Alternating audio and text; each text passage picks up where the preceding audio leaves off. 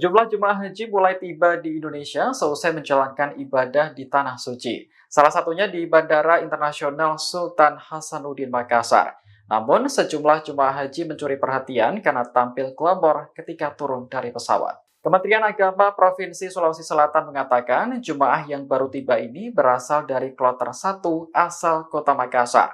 Mereka mendarat di Bandara Internasional Sultan Hasanuddin pada Minggu 23 Juni sore. Terlihat sejumlah jemaah perempuan mengenakan pakaian dengan warna mencolok dan perhiasan di tubuhnya. Misalnya Darni yang mengaku membeli 20 gram emas dari Arab Saudi.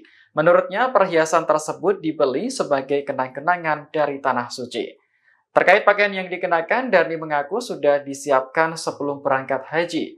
Menurutnya, pakaian semacam ini memang sudah menjadi tradisi di daerahnya.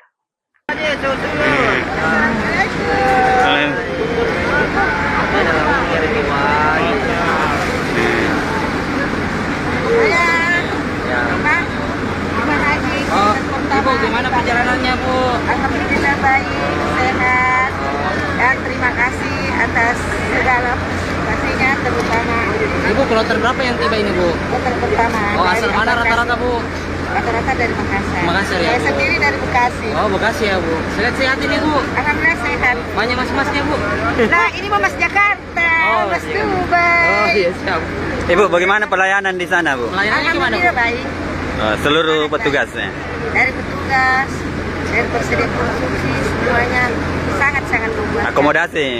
Semua. Oh. Untuk tahun ini jemaah haji, khususnya rumah haji reguler, sangat memuaskan. Terutama air itu buat makan di Tanah Haram. Iya. Makan di sana semua, Makan, buah, semua sangat puas. pasti tidak ada kekurangan ya, Bu? Tidak ada kekurangan. Pelayanannya jemaahnya.